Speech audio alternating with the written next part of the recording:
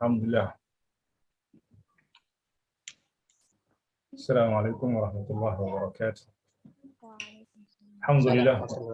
Ala Sayyidina Muhammad bin Abdullah wa ala alihi wa sahbihi wa man walah, amma ba'd. Baiklah, sahabat-sahabat yang dimuliakan Allah Subhanahu wa taala. Kita ucapkan terima kasih kepada dua sahabat kita yang mempresentasikan tentang manfaat ataupun faedah dari pentingnya manfaat serta faedah dari ilmu takhrij. Jadi manfaat ilmu takhrij itu ya seperti yang tadi kita lihat itu memang sangat banyak sekali. Ya. Dan sekali lagi bahwa kalau di dalam ilmu hadis di situ kita melihat banyak anwa' ulumul hadis atau cabang-cabang ilmu hadis. Ya. Dan semua itu ya, artinya ada hadis dhaif. Kemudian hadis dhaif ini ada namanya hadis yang munqati, hadis yang mursal, hadis yang mu'dhal, hadis yang mudhar, hadis maqlub, hadis muttasil fi mazidil isnad, hadis syadz, hadis mu'allal. Semuanya itu bisa memiliki nama. Hadis tersebut bisa diberikan nama dengan syadz, mu'allal, mudhar, maqlub dan lain sebagainya. Itu semuanya dapat dilakukan melalui takhrij. Tanpa takhrij tidak bisa. Ya. Maka ilmu takhrij ini memang sangat penting sekali.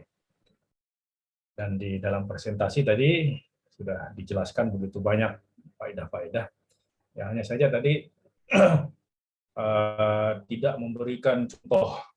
Ya, misalnya ketika membahas poin manfaatnya seperti ini, seharusnya disertai dengan contoh. Ya. Contoh misal tadi menyebutkan bahwa dengan takhrij ini kita bisa mengetahui perbedaan gelar di antara para perawi, karena perbedaan gelar ini juga akan sangat menentukan di dalam menghukum hadis. Dan para ulama, bahkan ulama besar pun terkadang di situ terjatuh di dalam ya kesilapan, ya kesalahan menghukum hadis disebabkan karena kesalahan di dalam menentukan nisbah ataupun gelarnya. Ya. Suatu contoh, ya, contohnya Imam Al-Hakim itu mensahihkan sebuah hadis di dalam kitabnya Al-Mustadrak ala Sahihaini, yaitu hadis yang diriwayatkan oleh beliau melalui jalur Ahmad bin Hanbal an Muhammad bin Fadl an Abdurrahman ibn Ishaq Qurashi an Nu'man ibn Sa'ad an Al-Mughirah ibn Syu'bah radhiyallahu anhu qala qala Rasulullah sallallahu alaihi wasallam syi'arul muslimin 'ala as-sirat yaumal qiyamah Allahumma sallim Allahumma sallim. Ucapan yang selalu diucapkan oleh kaum muslimin nanti ketika melalui sirat yang terbentang di atas api neraka itu adalah Allahumma sallim ya Allah selamatkan, ya Allah selamatkan. Hadis ini oleh Imam Al-Hakim bahkan diikuti oleh Imam Az-Zahabi. Beliau mengatakan hadza sahih, haditsun sahihun ala syarti Muslim wa lam yukharrijahu. Dan Imam Zahabi pun di dalam talkhis itu menyetujui hukum dari Imam Al-Hakim.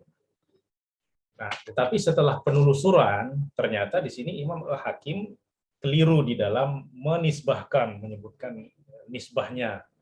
Ya, di situ beliau mengatakan kesalahannya adalah ketika beliau mengatakan Abdurrahman ibnu Ishaq Al-Qurashi meriwayatkan dari An-Nu'man ibni Sa'ad Anil Mughirah ibnu Syu'bah. Ya, Abdurrahman Al-Qurashi ini memang orangnya thiqah. Ya, orangnya thiqah dan termasuk dari rijal Muslim. Nah, tetapi kesalahannya adalah di dalam menisbahkan Abdurrahman Ibnu Ishaq ini kepada Al-Qurashi. Ya, Al-Qurashi. Kenapa? Karena Abdurrahman Ibnu Ishaq Al-Qurashi ini sama sekali tidak meriwayatkan dari An-Nu'man ibni Sa'ad. Ya. An-Nu'man ibni Sa'ad. Dan dia juga tidak memiliki murid bernama Muhammad ibnu Fadl. Ya, kalau kita lihat di dalam tarajumnya, Abdurrahman ibnu Ishaq al-Qurashi itu tidak kita temukan di antara syuyukhnya itu ada An-Nu'man ibni Sa'ad, dan di antara muridnya tidak ada disebut Muhammad ibni Fadl. Dan ternyata yang ada adalah Abdurrahman ibnu Ishaq al-Wasiti. Dialah yang meriwayatkan dari An-Nu'man ibni Sa'ad. Nah, maka nisbah yang benar di sini adalah Abdurrahman ibnu Ishaq al-Qurashi. Dan itu kita ketahui ya nanti melalui riwayat-riwayat lain yang menyebutkan Abdurrahman ibnu Ishaq ini. Di mana di dalam riwayat-riwayat lain itu menyebutkan Abdurrahman ibnu Ishaq al-Wasiti. Nah, Abdurrahman ibnu Ishaq al-Wasiti ini yang kunyahnya adalah Abu Syaibah. Itu semua ulama sepakat beliau adalah orang yang perawi yang dhaif. Ya. Beliau adalah perawi yang dhaif bittifaqil ulama. Nah, maka di sini kita melihat bagaimana kesalahan, kekeliruan di dalam hukum hadis disebabkan karena kekeliruan di dalam menisbahkan. Ya, namanya sama, Abdurrahman ibnu Ishaq, namanya sama, nama orang tuanya sama, hanya saja nisbahnya yang berbeda. Yaitu yang satu Qurashi, yang satu Wasiti. Ya.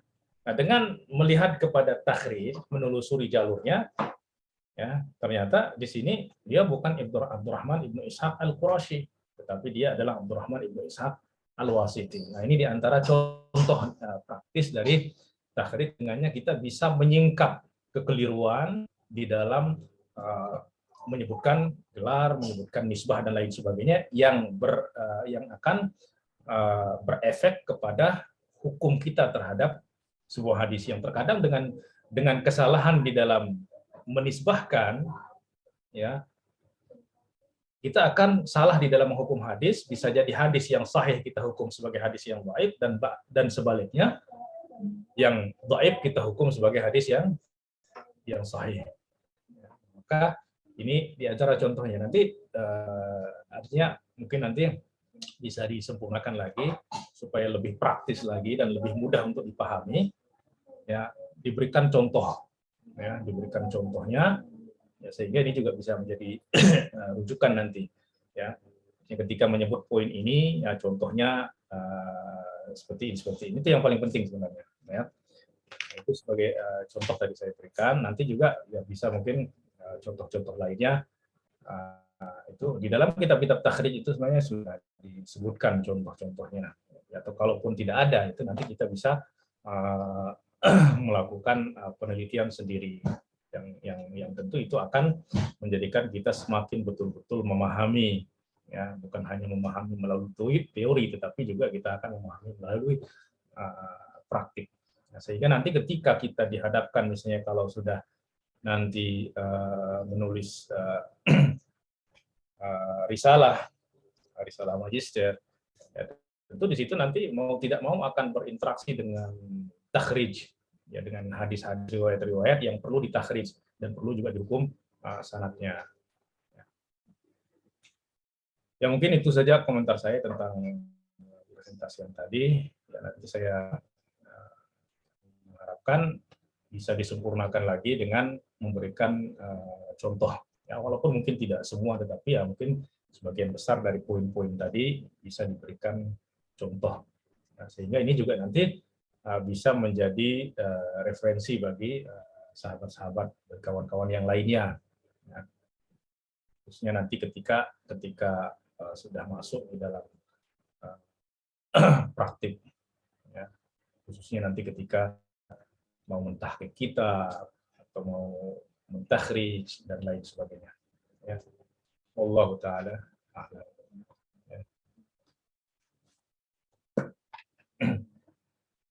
Dan sebenarnya banyak sekali contoh-contohnya, ya. Banyak sekali contoh-contohnya, dan di dalam kitab-kitab ulumul hadis itu semuanya adalah contoh-contohnya, ya. Ketika dengan takhrij kita bisa mengetahui bahwa hadis ini syadz misalnya, ya, contohnya seperti apa, tinggal ambil di kitab-kitab mustalahul hadis, di situ sudah disebutkan contoh yang syadz seperti ini, ya. Kemudian bagaimana proses pencarian, penelusuran untuk dapat mengetahui syadz, Ya, di situ sudah dijelaskan semua, ya, cara mengetahuinya, langkah-langkah yang harus kita tempuh untuk mengetahui hadis ini mu'allal kah, hadis ini syadz dan lain sebagainya, itu ada semua di situ.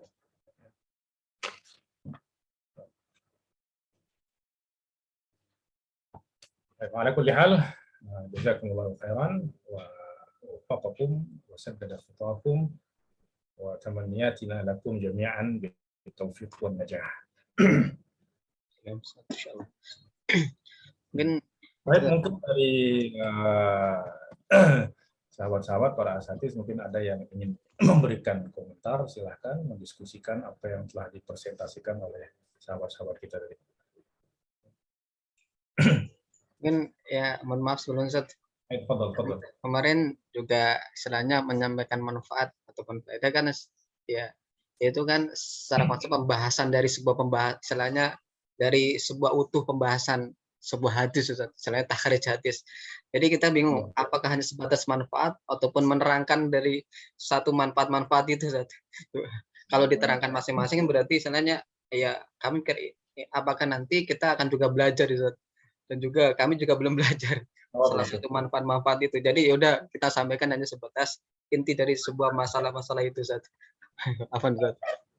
Nah, insyaallah nanti ya sebenarnya ini nanti untuk apa contohnya itu nanti kita akan ambil dari dalam mustalahul hadis mungkin ya.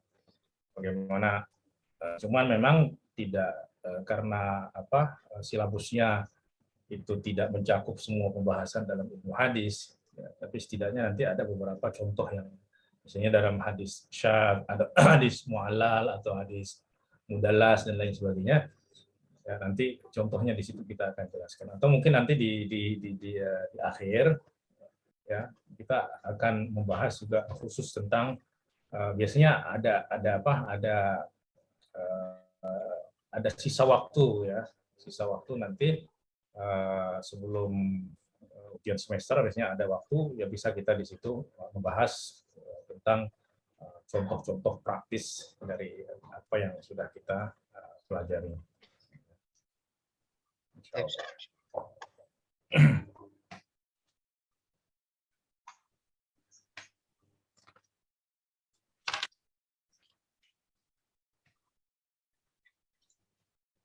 Mungkin para asatidz atau ustadz insyaallah yang ingin disampaikan ataupun ingin didiskusikan bareng-bareng.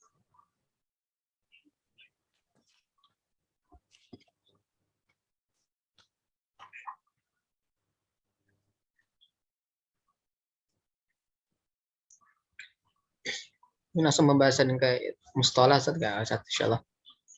Nah, Yang al-imdad.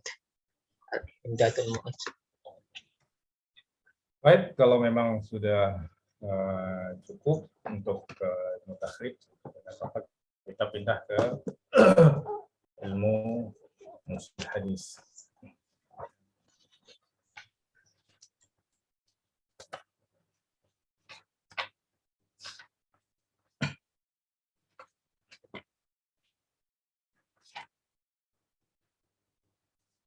Kemarin kita baru sampai syarat keberapa ya? Syarat kedua ya, adalatul rawi.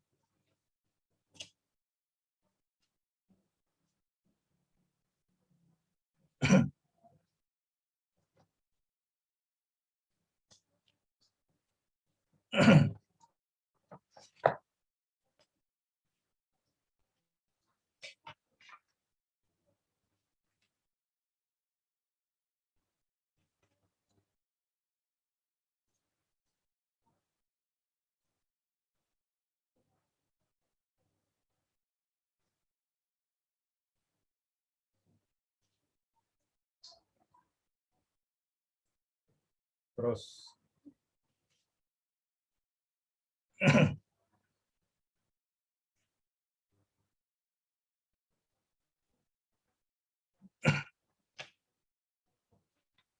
Adalah turawi, Ustaz. Ada tarawih sudah. Oh, ya. Oh, turawi.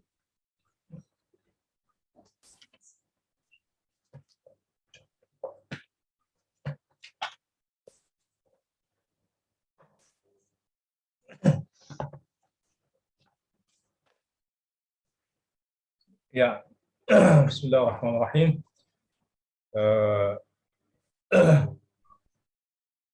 Kemarin kita sudah membahas atau kita sudah masuk pada pembahasan hadis sahih, kemudian syarat-syarat hadis sahih atau syarat-syarat dari al-maqbul min al-hadis. Yaitu ada 5 syarat utama. Yang pertama adalah ittisalus sanad, yang kedua adalah adalatul rawi, kemudian yang ketiga dhabtu ar-rawi. Apa yang dimaksud dengan dhabtur rawi? Ya, dhabtur rawi ini berkaitan dengan dhabatnya ketika mengambil hadis dan di dalam menyampaikan hadis. Di dalam 2 keadaan tersebut dia harus betul-betul dhabit. Ya. Kalau apa yang dimaksud dengan dhabat? Dhabtur rawi huwa an yakuna rawi mutayaqqidan. Mutayaqqidh, betul-betul dalam keadaan terjaga, sadar, ya, ghair mughaffal, tidak lalai, ya, tidak lalai. Artinya ketika orang misalnya sedang menerima riwayat hadis atau hadir di dalam majelis periwayatan, majelis imla, ya, majelis imla, maka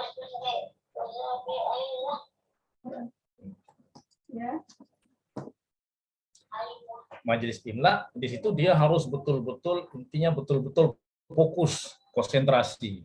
Ya, kita yakin dia betul-betul fokus dan konsentrasi. Ya, dan tidak mendengar dalam keadaan main-main, dalam keadaan kalau sekarang itu dengan sambil pegang HP dan lain sebagainya. Nah, itu secara otomatis itu kalau orang meriwayatkan nanti itu akan menjadi cacat baginya, ya. Atau ketika meriwayat sedang majelis riwayat itu dia tertidur, nah itu menjadi cacat baginya sehingga dia tidak masuk dalam kategori orang yang dhabit, khususnya di dalam periwayatannya terhadap hadis yang dia sampaikan, ya, dalam majelis tersebut ataupun ketika dia ingin meriwayatkan kepada orang lain apa yang dia dengar dalam majelis itu, ya. Jadi betul-betul mutayaqqidh dan ghair mughaffal.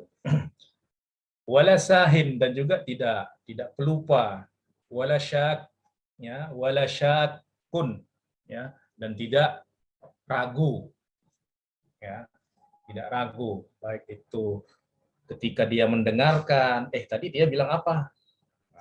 Kayaknya tadi bilang seperti ini. Nah, dia tidak ini termasuk tidak dhabit. Atau ketika dia menyampaikan riwayat itu agak ragu, ya, agak ragu ataupun ragu, ya, tidak pasti. Nah, maka ini juga tidak dhabit. Nah, fi halatai tahammul wal ada, baik itu tahammul itu menerima riwayat, ada itu menyampaikan riwayat. Maka itu dhabit itu syaratnya harus tayaqquz, harus tidak mughaffal, tidak sahin, dan tidak syak. Tayaqquz ini betul-betul sadar, betul-betul konsentrasi, dan betul-betul fokus, dan dalam keadaan tidak tertidur juga. Ya, sehingga ini masuk juga ya, dengan demikian ini juga kita akan dapat mengetahui misalnya sekarang banyak masalah-masalah yang berkaitan dengan manamat, ya. Bagaimana hukum hadis yang didapatkan oleh seseorang di dalam tidurnya, di mana Rasulullah bertemu dengan Rasulullah, kemudian Rasulullah menyampaikan kepadanya wasiat-wasiat, nasihat-nasihat, dan lain sebagainya. Ini pertanyaan-pertanyaan ini sering kita jumpai di dalam masyarakat. Apa hukum hadisnya tersebut? Apakah bisa diterima atau tidak? Nah, maka kalau kita melihat kepada kaidah ini ya secara ilmu mustalahul hadis ataupun secara kaidah, tentu itu tidak dapat dijadikan sebagai hujjah. Kenapa? Karena orang dalam keadaan tidur itu kan bukan mutayaqiz, dan syaratnya di sini harus mutayaqiz, dalam keadaan yaqdhah dan sadar. Dan dalam tidur orang tidak sadar. Ya walaupun ya itu bisa dikatakan dalam manamat ataupun ru'ya salihah, ya, tetapi tidak dapat disandarkan kepada dan mengatakan qala Rasulullah sallallahu alaihi wasallam. Nah, maka di sini ada tiga keadaan di mana terlihat dhabit seseorang tersebut. Pertama adalah fayakunu hafizan in haddatsa min hifdhihi. Nah, ketika dia menyampaikan riwayat, kalau dia bersandar kepada hafalannya, dia memang terkenal sebagai hafiz. Maka ketika dia menyampaikan riwayat dari hafalannya, dia harus betul-betul hafal, tidak ragu, dan lain sebagainya. Ya. Kemudian dhabitan li kitabihi in haddatsa minhu. Ada orang yang mungkin hafalannya tidak kuat, sehingga dia ya bersandar kepada tulisan. Artinya ketika di dalam majelis riwayat, majelis imla, dia menulis semua yang didengar, riwayat yang didengar dari gurunya. Setelah itu, ya, yang dimaksud dengan dhabat secara kitab itu, setelah dia tulis, ya bukan langsung ditutup, disimpan di almari begitu saja, tidak. Setelah dia tulis, nanti dia akan datang lagi ke gurunya, ya, untuk mengadakan muqabalah terhadap apa yang dia tulis dengan apa yang disampaikan oleh sesuai apa enggak, ada kesalahan apa enggak. Nanti kalau sudah sesuai, baik itu dia meminjam kitab gurunya atau dia datang membaca kepada gurunya sehingga disetujui oleh gurunya, barulah dia simpan dan tidak meminjamkannya kepada orang yang tidak fiqh, ya, karena kemungkinan nanti kalau orang tidak fiqh itu kemungkinan akan dirubah sementara dia tidak menghafal apa yang dia tulis. Nah, maka syaratnya orang yang dhabit ketika dia bersandar kepada kitabnya di dalam riwayat, ya maka dia harus betul-betul menjaga kitabnya tersebut. Ya. Kemudian apabila dia meriwayatkan dengan makna, ya, artinya tidak meriwayatkan dengan lafaznya bil dhabt, tetapi dia lebih meriwayatkan kepada makna, artinya ada perubahan-perubahan lafaz. Ya, tetapi syarat orang yang meriwayatkan dengan makna ini adalah aliman bima yuhilul ma'ani in haddatsa bil makna. Dia harus betul-betul memahami bahasa Arab yang mana dengan itu dia bisa mengetahui mana kira-kira kata yang bisa mewakili makna dan mana kira-kira kata yang tidak bisa mewakili makna yang ingin disampaikan. Jadi dia harus betul-betul mengetahui ma yuhilul ma'ani, apa yang merubah makna. Ya, karena di dalam bahasa Arab itu terkadang satu makna itu bisa diibaratkan dengan banyak kata. Ya. Nah, pemilihan redaksi ataupun pemilihan kata ini tentu bisa dilakukan oleh orang yang betul-betul pakar di dalam ilmu bahasa Arab, menguasai ilmu bahasa Arab. Nah, maka itu syarat untuk meriwayatkan dengan makna. Tapi kalau orang tidak memiliki kemampuan tersebut, maka dia wajib meriwayatkan dengan lafaz yang didengar dan tidak boleh merubah ya dengan lafaz lain. Karena dikhawatirkan nanti lafaz ataupun kalimat, kata ataupun redaksi yang dia gunakan itu dikhawatirkan tidak mewakili makna yang hadis yang ingin disampaikan. Nah, maka dhabtu naw'ani. Maka dari definisi di atas tadi kita mengetahui bahwa dhabt itu ada dua. Dhabt, ya. Dhabt itu intinya adalah ketelitian, baik itu di dalam hafalan ataupun di dalam kaitannya dengan buku. Nah, dhabtu sadrin yang pertama adalah dhabtu sadrin. Jadi ada dua bentuk dhabt, dhabtu sadrin dan dhabtu kitabin. Dhabtu sadri adalah huwa an yathbuta ma sami'ahu bihaitsu yatamakkanu min istihdarihi mata syaa.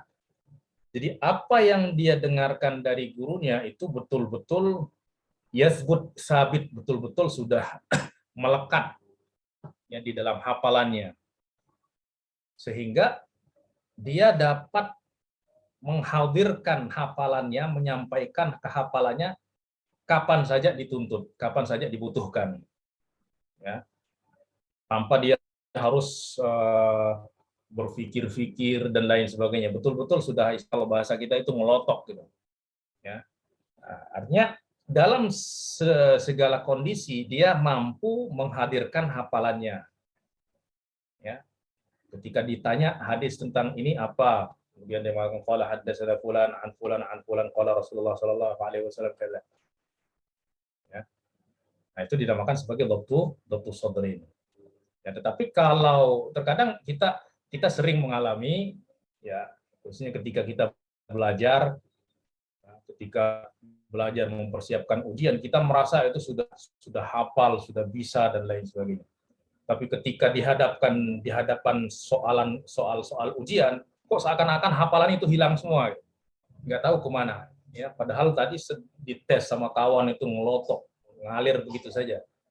Ya, pas berhadapan nanti pas ujian syafawi, berhadapan dengan dosen-dosen yang mungkin ada yang killer dan lain sebagainya, itu langsung kayak gemetar gitu, kayak gempa bumi, sehingga hafalan-hafalannya pun ikut berterbangan. Nah, ini masih belum bobit berarti. Kenapa? Karena tidak sabit. Apa yang dia dengar, apa yang dia hafal itu tidak tidak sabit. Nah, ini ulama-ulama terdahulu itu mereka memiliki keunggulan dari sudut ini. Ya, Imam Bukhari, Imam Ibnu Abi Hatim, para a'immah di dalam hadis itu memang mereka betul-betul memiliki keunggulan di dalam hal ini.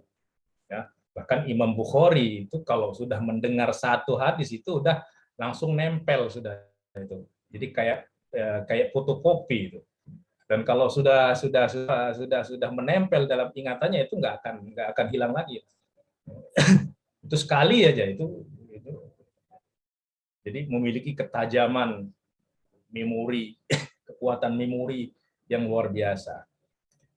Ya, dan Imam Ibnu Abi Hatim misalnya juga itu kalau beliau bercerita, ini idza marartu bisuqi ad'u isba'ayya ala uzuni. Saya kalau berjalan di pasar itu saya tutup telinga. Kenapa? Khasyata an ahfadha kullama asma'uhu. Saya khawatir menghafal semua ucapan-ucapan yang saya dengar di pasar itu. Itu saking, jadi mereka itu kayak alat recorder begitu. Nah, apa rahasia kenapa kok bisa mereka memiliki keunggulan seperti itu sementara kita tidak memilikinya? Sebenarnya kita sama diberikan potensi oleh Allah sama, hanya saja mereka potensi itu diasah dari kecil. Sementara kita tidak gitu. Bayangkan saja, kita mulai menghafal itu kapan? Menghafal Al-Qur'an itu mulai kapan? Menghafal mutun-mutun itu kapan? Ya, udah umur ya belasan kalau enggak 20-an ke atas gitu. Itu bukan masa menghafal lagi, itu udah masa-masa untuk lil fahm wal mubahasah wal munadharah dan munaqasyah dan lain sebagainya. Nah, kalau orang-orang terdahulu itu memang masa kecil itu digunakan untuk masa menghafal. Ya, masa-masa mulai berbicara itu sudah ditalkin untuk menghafal, sehingga mereka umur 6 tahun, 7 tahun, 9 tahun itu sudah hafal Al-Qur'an, ya. Nah, sementara kita itu masih belum ya hampir belum ada arah ke sana gitu. Ya, baru masuk pondok tahfiz nanti kalau sudah tamat SD.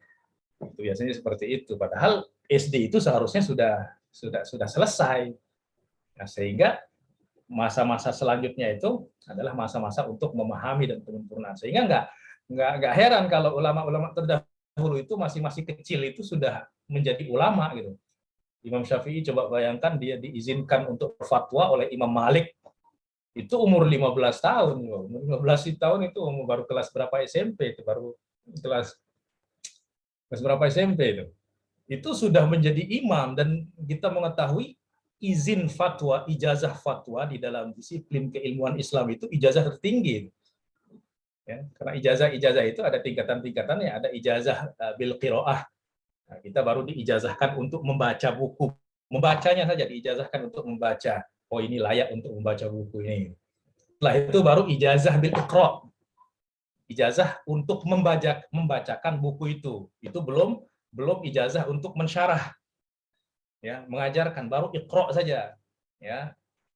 Kemudian setelah itu baru ijazah syarah untuk fan tertentu. Kemudian setelah itu ijazah untuk mengajarkan berbagai macam disiplin ilmu. Setelah itu baru ijazah bit tadris, dan ijazah kemudian yang tertinggi itu adalah ijazah fatwa.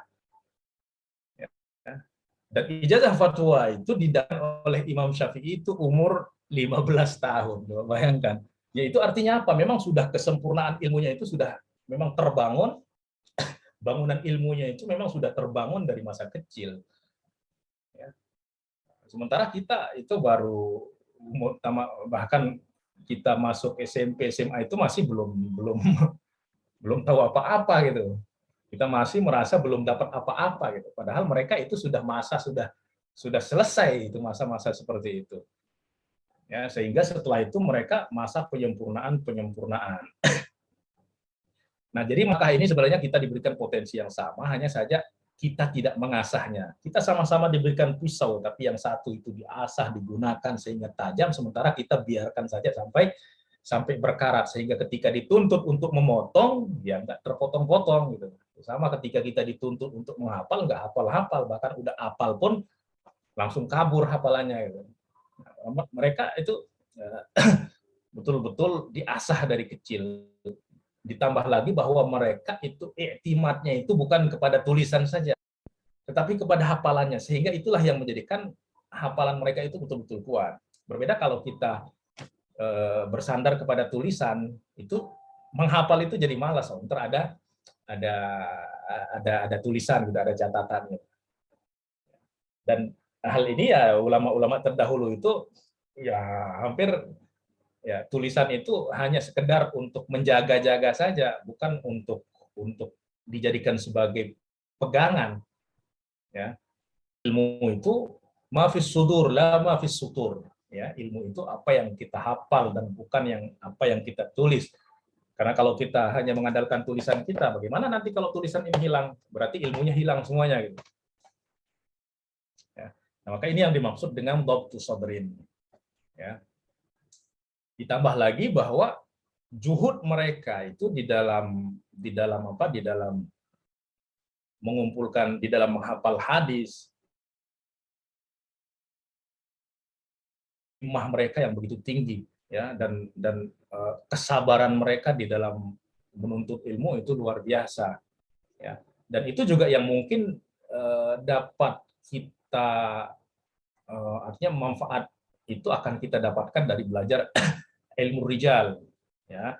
Di situ kita akan melihat bagaimana ya mereka belajar, bagaimana kesungguhan mereka, bagaimana himmah mereka, bagaimana mereka membagi waktu dan lain sebagainya.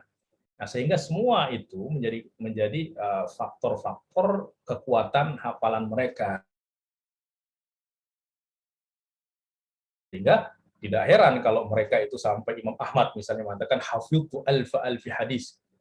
Alfi hadis itu artinya apa? 1000 kali 1000 hadis, artinya 1.000.000 hadis. Sanad dan wa matnan, itu bukan hanya matannya saja, tetapi dengan sanatnya. Dan sanatnya itu bukan hanya mengetahui nama fulannya saja, tapi betul-betul mengetahui fulan ini adalah namanya ini, nasabnya ini, dan gurunya ini, muridnya, betul-betul mengetahui tarojimnya. Ya. Nah, itu yang betul-betul dikatakan dhabtu sadri. Nah, kemudian yang kedua, ya tentu tidak ada orang-orang yang mungkin ya walaupun dia memiliki hafalan tetapi dia bersandar kepada. Nah, ini sering syaratnya ya dia harus betul-betul an yasuna kitabahu mundu sami'ahu wa sahahahu ila an yu'addiyahu. Syaratnya adalah dia betul-betul memelihara bukunya dari semenjak dia mendengarnya, kemudian dia memperbaikinya, mengoreksinya sampai dia menyampaikan kepada murid-muridnya. Nah, ini orang-orang yang ataupun para pro yang bersandar kepada kitab ini banyak, ya banyak, sehingga banyak nanti kita temukan di dalam tarojim mereka Ya, banyak yang dihukum kemudian hadisnya itu dhaif di kemudian hari. Kenapa? Karena kitabnya ketinggalan. Dia pergi ke Baghdad, sementara dia dari Mesir, kitabnya ketinggalan di Mesir. Ketika dia meriwayatkan dengan hafalannya, maka riwayatnya itu dianggap lemah. Kenapa? Karena memang dia tidak dikenal sebagai orang yang bersandar kepada hafalan. Jadi orang yang dikenal bersandar kepada kitabnya ketika dia meriwayatkan melalui hafalannya, nah itu diragukan, ya, sehingga hadisnya dihukum sebagai hadis yang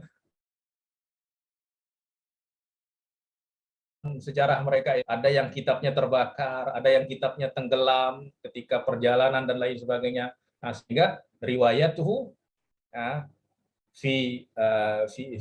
misalnya fi Baghdad atau fil Kufah dhaifah, ya. Kenapa? Karena kitabnya tidak bersamanya. Nah, maka syaratnya adalah dia betul-betul menjaga, memelihara kitabnya dari semenjak dia mendengar dari gurunya dan mengoreksinya sampai dia meriwayatkan kembali kepada orang lain. Nah, maka ketika dia meriwayatkan dari bukunya, maka hanya dianggap sebagai hadis yang sahih. Nah, kemudian dhabat ini ada dua, ada yang dhabat yang sempurna, yaitu yang tidak ada ikhtilal, nggak ada cacat sama sekali, atau ada cacat sedikit-sedikit. Ya. Irtam, ada yang tidak sempurna, yaitu inilah yang dikatakan sebagai hadis yang hasan. Ya, hadis yang hasan itu yaitu hadis yang memiliki derajat yang perawinya itu memiliki derajat dhabat yang tidak sempurna, ya, sehingga hadisnya turun dari derajat sahih menjadi hadis yang hasan lidzatihi. Ya. Oleh sebab itu kalau di dalam Baikuniah kan disebutkan wal hasanul ma'rufu turqan wa ghadat rijaluhu la kas-sahih ishtaharat. Ya. Wal hasanul ma'rufu turqan wa ghadat rijaluhu la kas-sahih ishtaharat. Artinya rijalnya itu tidak sampai kepada kemasyhuran rawi hadis yang sahih. Maka ada dhabat yang tam, ada yang sempurna, dan ada yang tidak sempurna. Nah, yang menjadi pertanyaan adalah bagaimana kita bisa mengetahui perawi ini dhabat atau tidak dhabat? Ya, sementara kita sudah tidak hidup di zaman mereka dan tidak berinteraksi dengan mereka. Kalau sekarang itu kita bisa langsung mengetes, menguji seseorang dan mengetahui kualitas hafalnya, kapasitas hafalnya seperti apa, ya kita bisa. Tetapi ini kita berinteraksi dengan nama-nama yang sudah jauh hidup ataupun meninggal ataupun sangat jauh dari masa kita. Ya, maka caranya seperti yang disebutkan oleh para ulama adalah yu'rafu dhabtur rawi bimuwafaqati thiqat al-mutqinin. Kita bisa mengetahui perawi ini dhabit dengan riwayat orang yang thiqah, yang mutqin, yang memang sudah dikenal perawi yang thiqah dengan mutqin. Ya. Apabila riwayat-riwayatnya sesuai dengan riwayat mereka, tidak ada perbedaan yang mendasar, maka orang ini dikatakan sebagai dhabit. Wa dzalika bi an yu'tabara haditsuhu bi haditsin. Itu kita adakan perbandingan, kita adakan muqaranah antara hadis orang ini dengan orang-orang yang thiqah. Fa in wafaqahum fi aghlab hadithihi walau ma'nan fa huwa dhabit. Ya. Apabila kita menemukan hadis-hadisnya itu sesuai, mayoritas kebanyakan hadisnya itu sesuai dengan riwayat orang-orang yang thiqah, ya maka kita katakan dia termasuk orang yang dhabit. Wala tadurru mukhalafatuhu an-nadirah. Ya, adanya perbedaan sedikit atau kekeliruan sedikit itu tidak membahayakan. Wa in kasrat, tetapi kalau perbedaannya banyak, bahkan sampai terjadi pertentangan di antara riwayat, ya maka ruddat riwayatuhu, maka ini berarti orang ini tidak dhabit. Ya, tidak dhabit. Karena banyaknya kekeliruan. Nah, maka di sini contohnya apa yang kita lakukan Bagaimana kita mengetahui fulan ini, perawi ini dhabit. Ini yang dilakukan oleh para ulama terdahulu di dalam menghukum fulan ini dhabit, fulan ini tidak dhabit, fulan ini shoduk tetapi dia sayyi'ul hifdz dan lain sebagainya. Apa yang mereka lakukan? Ya, kira-kira simulasinya seperti ini, ya. Falau rawa rawin asyrata ahadits. Misalnya ada seorang perawi meriwayatkan 10 hadis. Dan uniknya itu para ulama ini itu sudah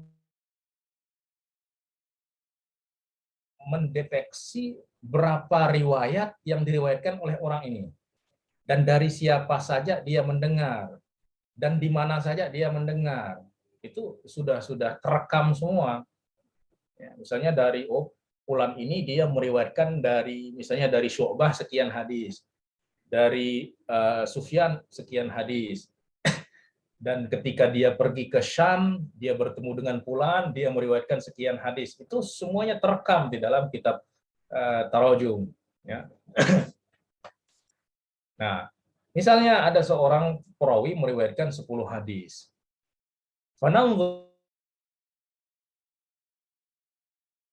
Amla. Nah, biasanya yang 10 hadis ini diriwayatkan juga oleh orang-orang yang siqah. Maka kita akan ambil riwayat orang-orang yang siqat.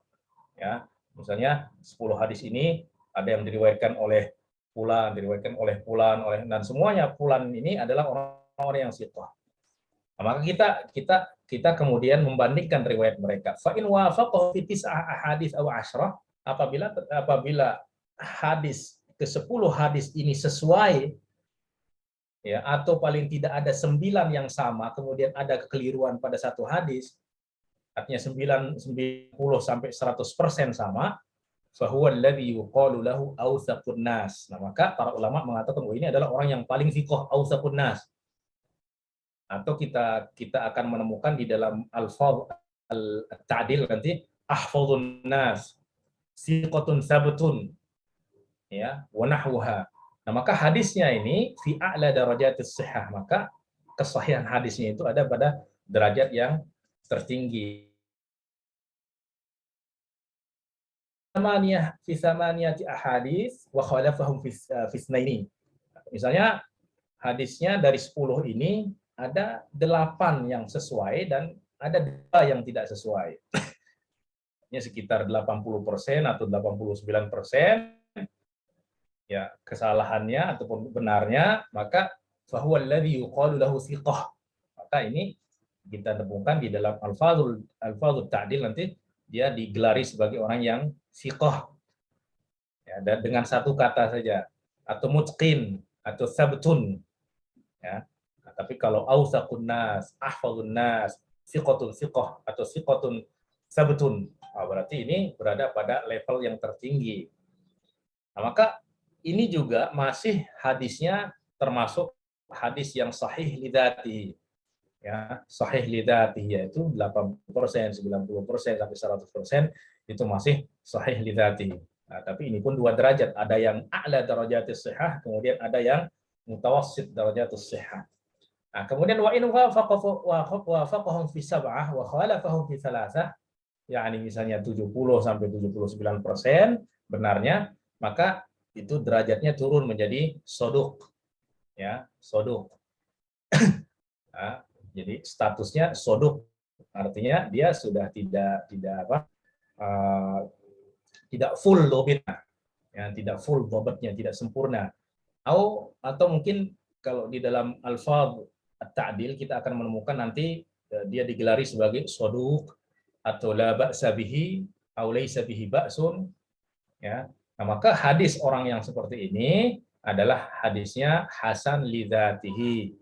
Atau kalau memiliki mutaba'ah syawahid, boleh naik menjadi sahih li ghairihi haitsu wujida lahu mutabi'un au syahid. Ya. Wa in wafaqahum fi sittah hadis wa khalafahum fi arba'ah, misalnya yang kita lihat misalnya 60%-nya benar, ya, 60 sampai 69% misalnya benar, tapi di 4 hadis siqat, bahwa alladhi yuqalu lahu saduq, masih juga saduq tetapi yahim. Nah, yahim itu ada kekeliruan. Dia saduq tapi ada kekeliruan. au saduqun sayyi'ul hifzi, au saduqun lahu awham, wa nahwaha. Nah, hadisnya ini juga hadis hasan li ghairihi. Idza wujida lahu mutabi'un aw syahidun wa illa famardud. Nah, ini derajat tertinggi dari hadis yang dhaif. Ya, dia sudah masuk dalam kategori dhaif, tetapi dhaifnya ini dhaif yang sangat sederhana, sangat apa? Tidak parah. Nah, tapi kalau sudah kita menemukan misalnya dia meriwayatkan 10 hadis, kemudian salah, yaitu 50 sampai 59%, nah maka ini yang kita temukan ibarat jarh wa ta'dilnya itu maqbulun haitsu yutaba. Hadisnya maqbul kalau dia ada mutabi. Wa illa falayyinul hadis. Wa hadha aidan hadisu hasanun li ghairihi haitsu wujida lahu mutabi' wa illa famardud. Kalau tidak ya maka hadisnya akan dianggap sebagai hadis yang dhaif. Wa ma wara'a dzalika fa dhaifun ala ikhtilafi darajatid dhaf. Nah, kalau sudah di bawah 50 itu sudah dipastikan hadisnya dhaif ya dengan tingkatan-tingkatan yang berbeda-beda. Maka di sini ada jadwalnya ya, bisa kita lihat misalnya ini artinya ini kerangka ataupun cara berpikir ataupun cara prosedur yang dilakukan oleh ulama terdahulu di dalam menentukan fulan ini siqah, fulan ini siqatun siqah, fulan ini soduq, fulan ini sekian demikian. Ya, misalnya 90 sampai 100% orang ini laqabnya autsaqun nas, siqatun thabtun dan lain sebagainya. Maka hadisnya fi a'la darajat as-sihah. Ya, kemudian 80 sampai 80% ini masih dikatakan sebagai siqah, mutqin, hafiz dan lain sebagainya. Maka hadisnya juga masih sahih li dzatihi. Nah, kalau sudah 70 sampai 75% itu soduq, la ba'sa bihi dan seterusnya.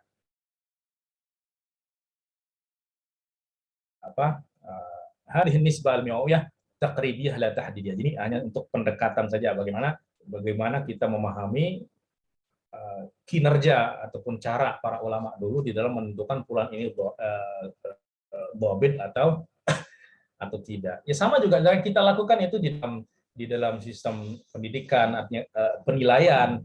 Itu kan begitu juga.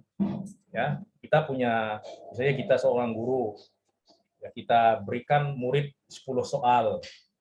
Ya, 10 pertanyaan. Kita lihat berapa benarnya. Kalau benarnya 9 sampai 10, ini mumtaz. Ya, kalau 80 berarti ya jayyid jiddan, 7 jayyid, ya 6 makbul, 5 dhaif, lemah, rosib dan lain sebagainya. Ya sama juga gitu. Ya itu dengan muqaranah. Ya, dengan kita membandingkan antara jawaban yang benar dengan jawaban yang salah. Nah, ini yang dimaksud dengan menghukum ya para perawi sebagai perawi yang dhabit atau tidak. Nah, kemudian syarat yang keempat, intifa'us syudzuz. Ya, intifa'us syudzuz artinya dalam riwayat tersebut tidak boleh ada syudzuz. Apa itu syudzuz ini? Asyudzuz huwa mukhalafatur rawi thiqah liman huwa awthaqu minhu aw li jama'atin min ats-thiqat. Mukhalafatur rawi thiqah liman huwa awthaqu minhu aw li jama'atin min ats-thiqat. Seorang perawi yang thiqah tetapi riwayatnya riwayatnya sama, hadisnya sama, hanya saja kok yang disampaikannya itu berbeda. Ya, padahal kedua-duanya sikoh, tetapi ada yang lebih sikoh. Nah, maka ini sebenarnya ya juga ya sangat-sangat logik begitu. Ya sangat logika sekali, artinya ketika ada dua orang yang sikoh, tetapi yang satunya lebih sikoh, maka secara psikologi itu kita akan lebih percaya kepada yang lebih sikoh. Nah, padahal kedua-duanya sikoh. Ya. Nah, maka keadaan di mana perawi sikoh ini riwayatnya bertentangan dengan yang lebih sikoh itu dinamakan sebagai riwayat yang syadz. Yang syadz itu artinya beda sendiri gitu, menyendiri. Yang lain semua mengatakan seperti ini, kok dia sendiri mengatakan seperti ini. Nah, itu namanya beda sendiri lah, itu namanya syadz. Ya. Nah, ini juga bagaimana kita bisa mengetahui riwayat ini ada syadz atau tidak? Ya. Dan perlu diketahui bahwa pembahasan syadz ini khusus zahirnya itu sahih. Kita lihat semua perawinya siqat semuanya, siqah semuanya. Sehingga kalau kita lihat, oh ini hadisnya sahih ini. Kenapa? Karena perawinya semuanya siqah. Dan ada mu'asarah, ada liqa. Nah, tetapi ternyata setelah kita mengadakan takhrij, muqaranah dengan riwayat-riwayat yang lain, kita temukan riwayat-riwayat orang yang siqat, kok nggak sama dengan riwayat orang ini. Nah, maka di situ kita bisa menghukum bahwa ini ada syudzuz, ada hadisun syadz. Seperti itu. Nah, bagaimana kita mengetahui? Ya, caranya pertama ada dua cara. Yang pertama adalah untuk kita itu ada dua cara. Yang pertama adalah jam'u turuqil hadis. Kita harus mengumpulkan semua jalur hadis ini. Dan itu tentu melalui ilmu yang bernama takhrij. Wa alfadhul mukhtalifah. Kemudian kita lihat lafaz-lafaznya yang berbeda-beda. Oh, dalam perawi ini mengatakan seperti ini, perawi ini mengatakan seperti ini. Kita bandingkan sejauh mana perbedaannya, dan perbedaannya ini apakah perbedaan tanawu atau ikhtilaf tadad. Ya. Ikhtilafnya ini tanawu, hanya perbedaan redaksi saja tetapi maknanya sama, atau memang perbedaannya ini perbedaan tadad, betul-betul bertentangan kontennya. Nah, kemudian wal muqaranah bainaha. Setelah itu barulah kita mengadakan komparasi di antara semua riwayat tersebut dan lafaz-lafaznya untuk mengetahui sejauh mana kesesuaiannya dengan riwayat-riwayat yang lain. Apabila sesuai dengan riwayat-riwayat yang lain yang diriwayatkan oleh orang yang siqah, maka tuqbal riwayatnya, wa illa ya au mukhalafatuhu laha faturad. Kalau riwayatnya ternyata bertentangan dengan riwayat orang yang lebih siqah atau di jama'atin minas siqah, ya, maka mau tidak mau riwayatnya ditolak walaupun dia orang yang siqah. Maka itulah yang dinamakan sebagai hadis yang syadz. Nah, kedua, dan tentu untuk yang bisa menempuh jalan yang pertama ini adalah orang-orang yang betul-betul mutamakkin dan mumaris di dalam ilmu takhrij, ilmu rijal, ilmu jarh wa ta'dil, ya, kemudian betul-betul memahami hadis sehingga dia bisa menentukan oh ini beda. Nah, ini untuk orang-orang yang memang mutamakkinin, mutamarrisin, dan merasikhin di dalam ilmu hadis. Nah, kalau tidak bisa itu, maka untuk kita misalnya, untuk level kita, ya caranya adalah apa? Yaitu cara yang kedua, yaitu apa? Al-ittila' ala aqwali ahli asy-sya'ni haula dzalikal hadis fi kutubi ilalil hadis aw syuruhiha wa ghairiha. Yaitu kita melihat, kita cari hadis ini dalam kitab-kitab ilal, hadis itu mereka akan menjelaskan. Jadi dengan melihat kepada hukum para ulama ataupun pernyataan para ulama tentang hadis ini. Mereka mengatakan wah hadis ini syadz, maka kita akan mengatakan hadis ini syadz. Ya, dan itu akan kita dapat ketahui di dalam kitab-kitab ilal seperti Ilal Ibn Abi Hatim, Ilal Imam Ahmad, Ilal Daruqutni dan lain sebagainya. Di situ akan menemukan hukum-hukum seperti itu. Ya. Maka ketika ada perbedaan di dalam riwayat dan perbedaan yang bentuknya tadad, maka di sini hadis ini dinamakan sebagai hadis yang syadz, ya, walaupun perawinya thiqah. Ya, karena logikanya, misalnya ada orang, kita mendengar sebuah berita dan kita tahu orang yang membawa berita ini yang nggak pernah bohong dan juga ya orang yang terpercaya, maka kita akan percaya. Tetapi ternyata setelah misalnya ada 5 orang membawa berita yang sama kepada kita, tapi ada perselisihan di situ, ya, padahal ya peristiwanya sama. Nah, maka tentu kita secara psikologi itu akan lebih percaya kepada 5 orang ini. Ya, walaupun memang orang yang satu ini terpercaya, tetapi karena di sini ada perbedaan, ya, nah maka secara ketenangan jiwa, ketenangan hati kita akan lebih mempercayai yang lebih banyak. Maka itu juga yang dilakukan oleh para ulama di dalam menentukan menghukum hadis ini sebagai hadis yang sahih atau sebagai hadis yang dhaif disebabkan karena syuzuz. Nah, kemudian syarat yang terakhir dari hadis yang sahih itu tidak ada illah. Apa itu illah? Illah ini adalah ayyuqafa fil hadithi ala qadihin khafi. Qadih ini adalah cacat yang tersembunyi. Memang setiap ada cacat di dalam riwayat menjadikan hadis itu dhaif.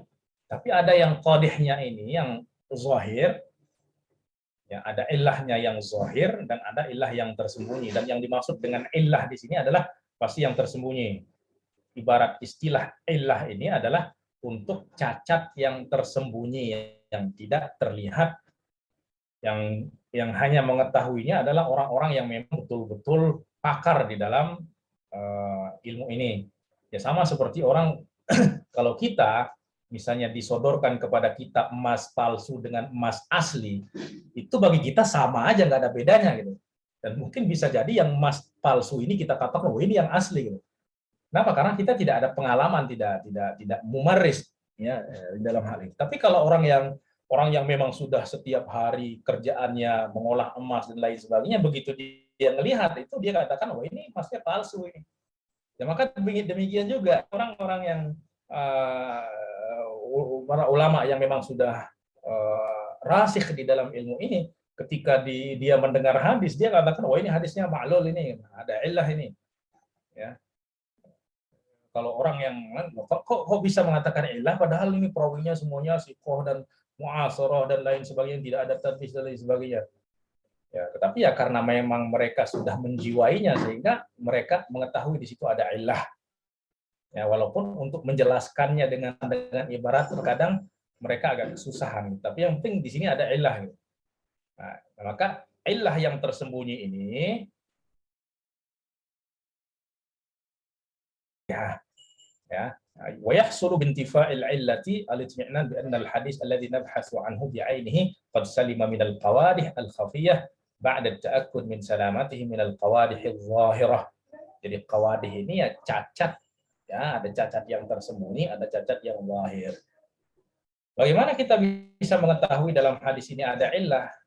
Ya prosedurnya sama seperti kita ingin mengetahui hadis syadz, yaitu dengan jam'u turuq.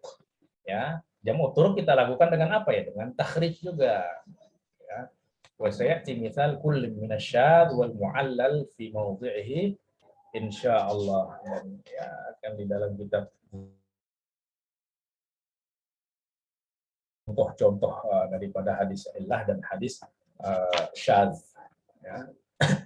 Bisa dilihat sendiri di dalam kitab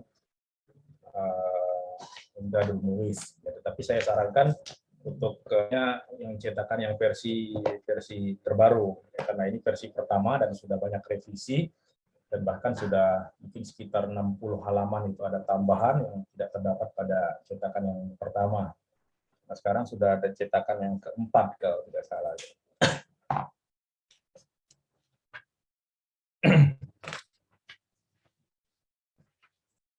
Baik, saya rasa itu berkaitan dengan hadis sahih dan syarat-syarat hadis sahih. Kemudian nanti anwa'ul hadis as-sahih itu ya sederhana saja, ada yang sahih li dzatihi dan ada sahih li ghairihi. Sahih li dzatihi itu yang tadi perawinya itu berada pada derajat pertama dan kedua tadi, yaitu yang thiqatun thiqah, kemudian ada yang thiqah, nah itu yang sahih li dzatihi. Tapi kalau yang sudah saduq, nah berarti hadisnya atau kita katakan nilainya ini jayyid atau good ya atau baik, maka ini akan bisa terangkat menjadi sahih di ghairihi apabila ada yang menguatkan. Kenapa kok bisa seperti itu? Ya logikanya seperti ini. Ada orang yang membawa berita kepada kita, tapi orang ini kita ada keraguan sedikit itu di dalam menerima karena mungkin ada kekurangan baik itu dalam hafalannya dan lain sebagainya, sehingga kualitas riwayatnya itu, kualitas beritanya itu turun gitu, menjadi katakanlah jayyid gitu. Tapi ketika ada orang lain yang meriwayatkan, orang lain yang menyampaikan berita yang sama, dan banyak orang yang menguatkan versi berita yang dia bawa, ada orang ini tertutupi oleh riwayat-riwayat orang lain. Jadi keraguan, poin yang menjadikan kita ragu pada orang ini itu tertutupi oleh riwayat orang-orang lain yang juga sama seperti riwayat yang disampaikan oleh orang ini. Ya, maka demikian juga halnya di sini ketika seorang menyampaikan riwayat hadis, tetapi ternyata dia kualitas bobotnya itu tidak sempurna. Nah, sehingga ini menjadikan kita, kualitas penerimaan kita, tingkatan penerimaan kita terhadap riwayatnya itu menurun, gitu. Ya. Tetapi ketika dikuatkan oleh mutaba'at dan syawahid dan semuanya sama, berarti di sini kekurangannya ini tertutupi ya, oleh riwayat orang lain, sehingga kita katakan riwayatnya ini sahih, tetapi sahih la li dzatihi, karena zatnya sendiri itu tadi kita ada keraguan sedikit. Tapi ketika dikuatkan oleh orang lain, maka riwayatnya menjadi sahih li ghairihi. Ya. Dan ini contohnya di sini sudah ada juga, ya, bisa dilihat langsung aja pada di sini ada gambarnya di bawah di situ. Misalnya hadis innamal a'mal binniyat. Di sini kalau kita lihat perawinya di situ Al-Humaidi, ya, Abdullah Zubairi Al-Makki itu siqatun hafidh. Sufyan bin Uyainah di situ siqatun hafidh. Yahya ibnu Sa'id tabi'iyun siqatun sabt. Muhammad ibn Ibrahim At-Taimi di situ tabi'iyun thiqah. Kemudian Alqamah ibn Abi Waqqas itu tabi'iyun siqatun sabt. Maka ini perawinya itu berada pada derajat tertinggi semua, maka hadisnya sahih lidzatihi, tidak perlu kepada mutaba'at dan syawahid untuk menjadikannya sahih. Nah, sementara pada contoh yang kedua di sini misal as-sahih li ghairihi, hadis yang diriwayatkan oleh Imam Tirmizi melalui jalur Abu Quraib an Abdah ibn Sulaiman an Muhammad ibn Amr ibn Alqamah dari Abu Salamah dari Abu Hurairah, yaitu laula an asyqa ala la amartuhum bisiwaki 'inda kulli salat. Nah, di sini kita melihat Abu Quraib siqatun hafidh, Abdah bin Sulaiman siqatun tsab. Tapi di sini ada Muhammad bin Amr saduq. Ya, saduq. Ya, karena mungkin bobotnya yang kurang, sehingga sebagian ulama mengatakan dia itu dhaif. Karena memang hafalannya yang agak menurun, ataupun kualitas bobotnya yang agak kurang gitu. Sehingga derajatnya itu turun menjadi saduq. Nah, Abu Salamah siqatun abid, Abu Hurairah sahabiyun jalil. Maka al-hadis bihadzal isnad, maka hadis dengan sanad ini, dengan sanad yang ada di hadapan kita, sanad Imam Tirmizi ini hasanun lidzatihi. Kenapa? Min ajli Muhammad bin Amr bin Alqamah wa huwa saduqun. Lakinnahu irtaqa ila darajati sahih li ghairihi bil mutaba'ah kama marra, karena hadis ini diriwayatkan oleh Imam Bukhari, diriwayatkan oleh Imam Muslim, tetapi bukan melalui jalur Muhammad ibn Amr ini Alqamah, ya, seperti yang terlihat di dalam gambar di belakang di sini. Di sini Muhammad ibn Amr Alqamah itu dimutaba'ah oleh perawi yang siqah, di antaranya adalah Abu Az-Zinad, ya, mutaba'ah ba'idah. Abu Zinad meriwayatkan dari A'raj dari Abu Hurairah, sementara Muhammad bin Amr meriwayatkan dari Abu Salamah dari Abu Hurairah. Maka di sini mutaba'ahnya mutaba'ah ba'idah. Istilahnya mutaba'ah. Nah, kenapa? Karena bertemunya bukan pada guru tapi pada guru dari gurunya. Maka hadis ini diriwayatkan juga oleh Imam Bukhari, oleh Imam Muslim. Maka Muslim atau Imam Bukhari Imam Muslim, hadis ini sahih li dzatihi. Nah, tetapi kalau melihat kepada riwayat Imam Tirmizi, ini adalah hasanun yartaqi ila sahih li ghairihi.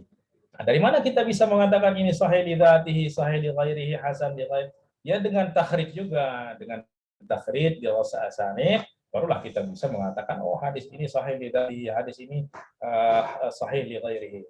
Ya. Nah, ini juga diantara contoh manfaat daripada takhrij itu ya, itu mengetahui hadis ini sahih li dzatihi, sahih li ghairihi, kemudian hasan li dzatihi, hasan li ghairihi, atau dhaif, semuanya itu melalui ilmu yang bernama takhrij. Ya, kemudian apa hukum mengamalkan hadis sahih? Ya, qala al-Hafidz Ibnu Hajar fi Nukhbah, innal ulama muttafiqun ala wujubil amal bi kulli ma sahha min al-hadits walau lam yukharrijhu asy-syaikh. Yes, yang penting ulama mengatakan hadis ini sahih, ya maka wajib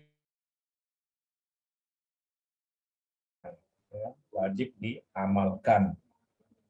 Ya, wajib diamalkan. Ya, kecuali mungkin nanti di dalam praktiknya, misalnya kalau kita masuk di dalam perbandingan madhab, ada terkadang hadis yang oleh madhab ini diamalkan, tetapi oleh madhab lain tidak diamalkan. Nah, ini kembali kepada perbedaan mereka di dalam menghukum hadis, ya, ataupun perbedaan di dalam melihat mungkin hadis ini menurut sebagian ulama mansukh dan lain sebagainya.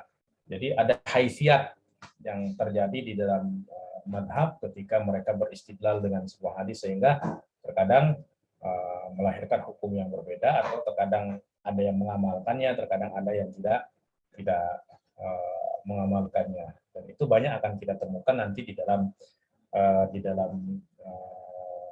mempelajari madhab. Ya, sehingga apabila kita mengetahui bagaimana prosedur, bagaimana khutuwat yang dilakukan oleh para ulama di dalam menghukum hadis, di dalam mengamalkan hadis, maka itu akan menjadikan kita lebih bisa memahami perbedaan ulama. Ya, tidak mudah mengatakan, oh ini kok Rasul sudah mengatakan, oh ini kok madhab ini mengatakan seperti ini, berbeda dengan apa yang dilakukan oleh Rasulullah. Ya, tidak sesederhana itu. Jadi kalau kita mengetahui bagaimana cara para ulama menghukum dan bagaimana mereka imbat itu, ya maka kita akan dengan mudah memahami mereka. Ya, baik. Wallahu taala a'lam.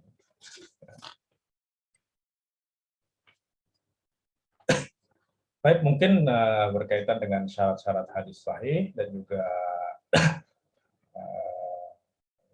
anwa al-hadis as-sahih, kita cukupkan sekian. Dan paling nanti mungkin ada sedikit lagi masalah-masalah tentang hadis sahih, di antaranya marotib, ya, tingkatan-tingkatan kesahihan itu ternyata dia bukan hanya 1-2 tingkat, tetapi ada 7 derajat. 7, ya, ada 7 tingkatan. Yang ini juga perlu kita ketahui. Kenapa? Karena nanti ketika kita berhadapan dengan hadis-hadis yang ternyata walaupun kedua hadis ini sahih, tetapi ternyata ada ta'arud di situ dengan ta'arud yang hakiki, walaupun itu mungkin sangat langka sekali ada 2 hadis yang sahih dan ta'arud hakiki.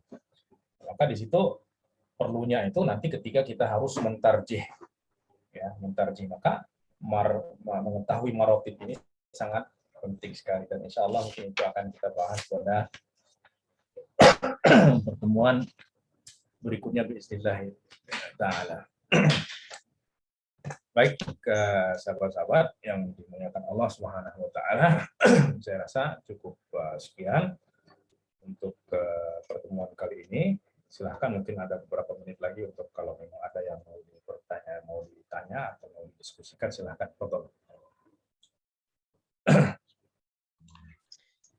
Ustaz mungkin mau nanya ringan Ustaz, insyaallah, terkait Dr. Rawi, misalnya kekuatan hafal.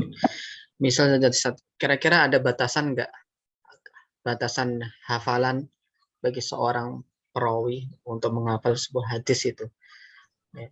Mungkin juga kira-kira seandainya dia mungkin mencukupkan hadis yang dia hafal, karena takut mungkin dia tambah lagi mungkin makin kacau, istilahnya makin lemah hafalannya. Kayak gitu seperti apa sebetulnya batasannya? Iya, jadi para ulama dahulu itu memang sudah kita mengetahui di dalam ahlul hadis ini ada marotib, ada tingkatan-tingkatan. Ya. Di sini pun sudah kami jelaskan, misalnya kapan seseorang itu dikatakan sebagai muhaddis, kapan seseorang itu dikatakan musnid, kapan dikatakan sebagai hafil, kapan dikatakan sebagai hujjah, kapan dikatakan sebagai hakim, kapan dikatakan sebagai amirul mukminin. Maka yang pertama, tingkatan yang pertama adalah namanya talibul hadis, itu masih dalam tahap menghafal, tahap menuntut ilmu hadis, itu yang talib. Kemudian yang kedua itu adalah al-muhaddis. Al-muhaddis ini man yatahammalu al-hadis wa ya'tani bihi riwayatan wa dirayatan. Jadi orang-orang yang memang menghafal hadis, bukan hanya menghafal saja, tetapi di hadis tersebut riwayah dan secara dirayah, ya, maka dia dikatakan muhaddis. Dia memiliki hafalan, tetapi mungkin bahkan ribuan hadis, ya, dia hafal, tetapi tidak sampai kepada hafiz. Ya. Nah, tingkatan selanjutnya itu, jadi muhaddis ini bukan hanya sekedar menghafal saja, tetapi dia juga memiliki pemahaman dan juga betul-betul memahami ilmu hadis, riwayatan dan dirayah.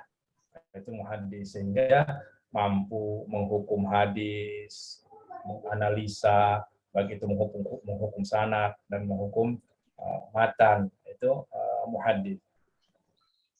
Ya. Kemudian yang setelahnya itu ada al-hafiz. Hafiz itu seseorang dapat digelari sebagai seorang hafiz itu ketika dia sudah menghafal 100.000 hadis. Ya, 100.000 hadis matnan wa isnadan.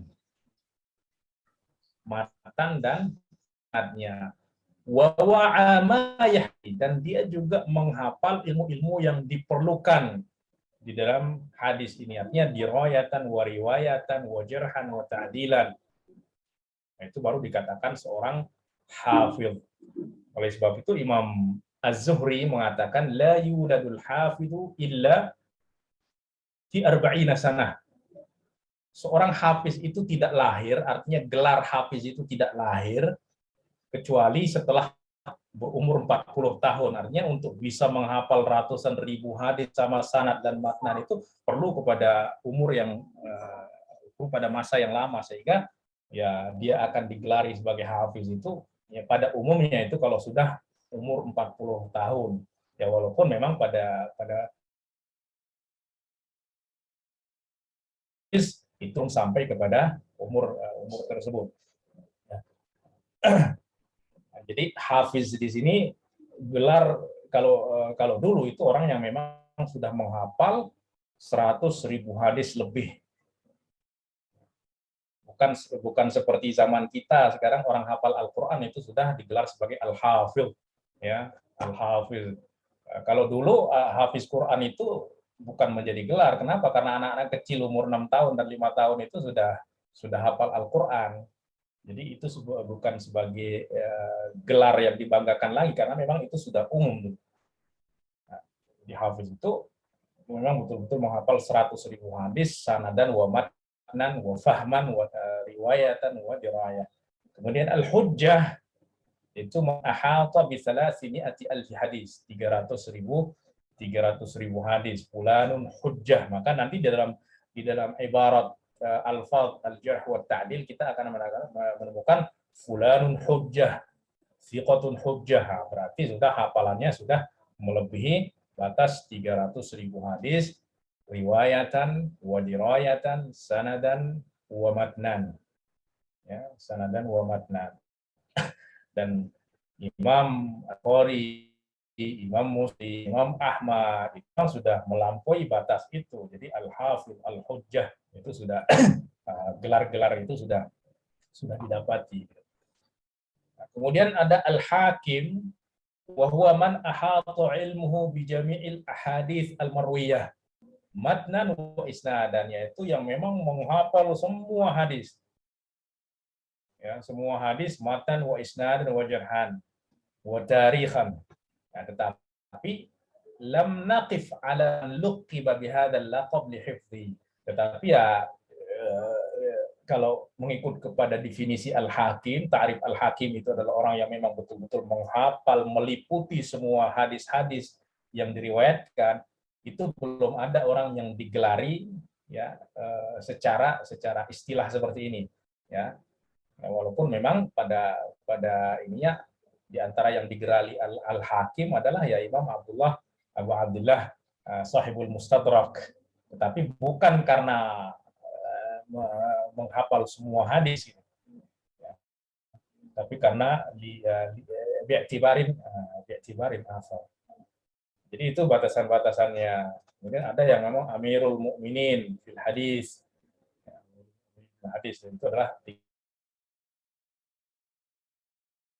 maka menghafal 1.000, 2.000, 3.000, 90.000 hadis itu masuk dalam kategori muhaddis dengan syarat dia betul-betul memahami riwayatan wa diriwayatan. Kalau masih dalam tahap menghafal saja ya maka masih dalam kategori talibul hadis. Ya. Itu batasan-batasannya. Mungkin kalau di masa kita ini untuk mendapat gelar muhaddis pun yang benar-benar seperti yang terdahulu itu susah, apalagi yang hafiz. Ya, apalagi yang hafiz. Kenapa ya? Karena hadis-hadis itu sudah tertulis di dalam kitab, ya, sehingga tidak memerlukan kepada juhud untuk mencari hadis lagi. Sehingga itu setidaknya akan mengikat hafalan itu adalah apa? Karena mereka memang menelusuri, langsung bertemu dan mendengar langsung dan mengadakan perjalanan yang jauh hanya untuk mendengar beberapa hadis. Sehingga itu apa yang mereka hafal itu betul-betul melekat. Ya. Beda kalau kita menghafal dari buku hadatsana fulan itu sangat berat sekali dan nggak ada pengikat di dalam diri kita gitu. Kalau mereka dulu ya di samping mereka mengadakan perjalanan rihlah hadisiyah, kemudian mudzakarah dan lain sebagainya, itu yang menjadikan mereka memiliki banyak hafalan dan hafalan mereka itu betul-betul kuat. Itu mungkin batasan hafalan orang digelari sebagai muhaddis, sebagai hafiz, sebagai hujjah. Ya.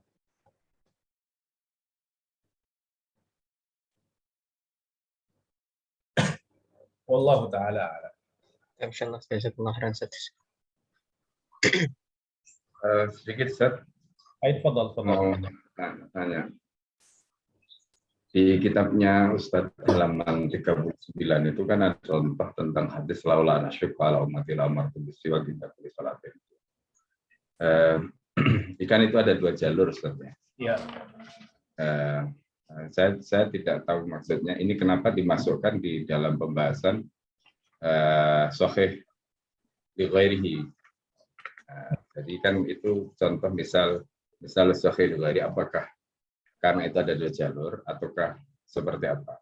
Karena kalau yang 1 jalur kan itu ada di dalam gambarnya itu kan sahih li dzati. Dan itu juga saya temukan di Al-Um, Imam Syafi'i itu meriwayatkan yang jalur sahih li dzati itu dari Zana dan sebagainya. Jadi ketika kita menghukum hadis itu kita lihat itu adalah sanadnya ya. Jadi hukum hadis itu pada umumnya itu yang kita hukum itu sanad. Jarang yang bisa menghukum matan itu sebagai matan yang sah itu adalah orang-orang yang betul-betul memang sudah rasikh dan memiliki mahfudhat setidaknya 100.000, 300.000 itu yang betul-betul mengatakan hada hadisun sahih. Oleh sebab itu Imam Al-Hakim sendiri itu dalam menghukum hadis selalu mengatakan hada hadisun sahihul isnad. Jadi yang kita hukum itu pada umumnya adalah sanadnya. Nah, pada contoh ini kan kita contoh yang kita hukum adalah sanadnya. Sanad yang ada pada Imam Tirmizi ini ya adalah hadis sanadnya hasan. Tetapi karena ada riwayat ini diriwayatkan oleh maka sanad ini dihukum sebagai sahih li ghairihi. Jadi riwayat sanad Muhammad ibni Amr ini ya di dalam hadis ini dihukum sebagai hadis yang sahih, tapi hadis yang sanadnya sahih tetapi sahih li ghairihi.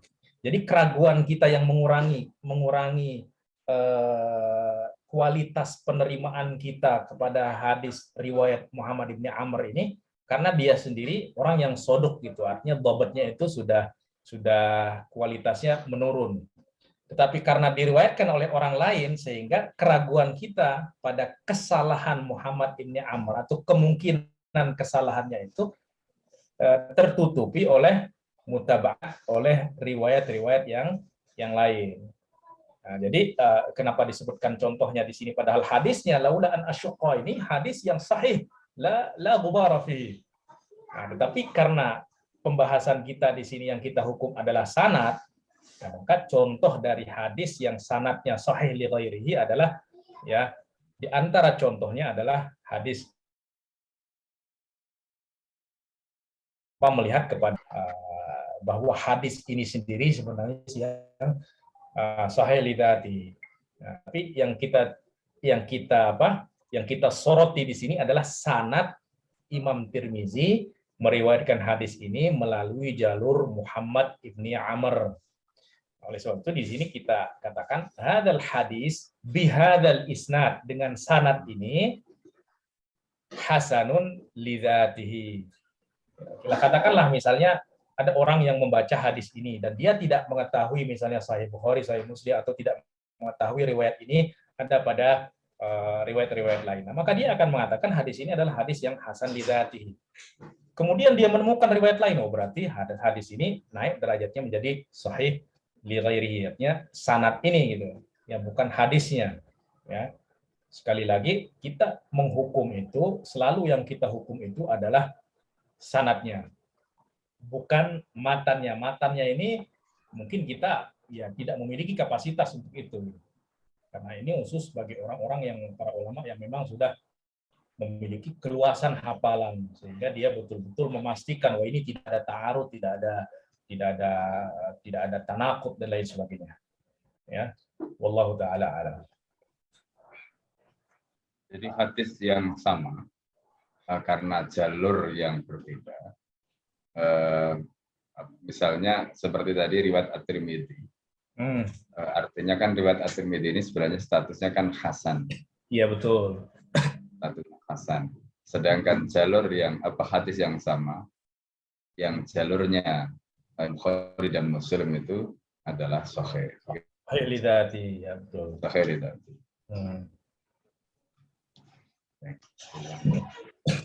Oleh sebab itu kan di sini dalam contoh ini kita sebutkan juga di bagannya itu, kalau melihat dari jalur Imam Bukhari dan Imam Muslim maka hadis ini sahih li dzatihi. Tetapi melihat kepada jalur Imam Tirmizi, hukum sanad Imam Tirmizi ini adalah hasan li dzatihi yartaqi ila sahih li ghairihi.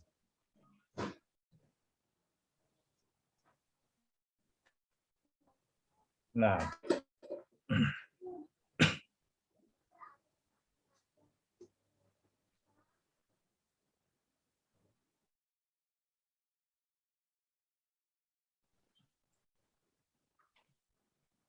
ya, silakan kalau masih ada, kalau tidak ada ya mungkin kita cukupkan sekian.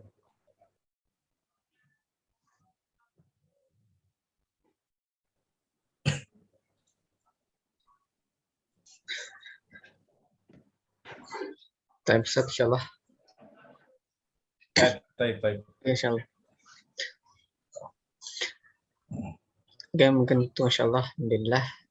Terima kasih jazakallah khairan Ustaz Luqmanul Hakim Al-Asy'ari telah menambahkan ilmunya. Insyaallah semoga menjadi manfaat untuk kita semuanya dan menjadi keberkahan untuk kita semuanya insyaallah. Oke, mungkin itu yang bisa kami sampaikan. Insyaallah mohon maaf kurang lebihnya. Kita tutup dengan bacaan hamdalah dan doa kafaratul majelis. Alhamdulillahirabbil alamin. Subhanakallahumma wa bihamdika asyhadu an la ilaha illa anta astaghfiruka wa atubu ilaik. Assalamualaikum warahmatullahi wabarakatuh. Waalaikumsalam warahmatullahi wabarakatuh. Syukran, jazakumullah khairan. Baik, Ustaz, insyaallah. Jazakallahu khairan, Ustaz.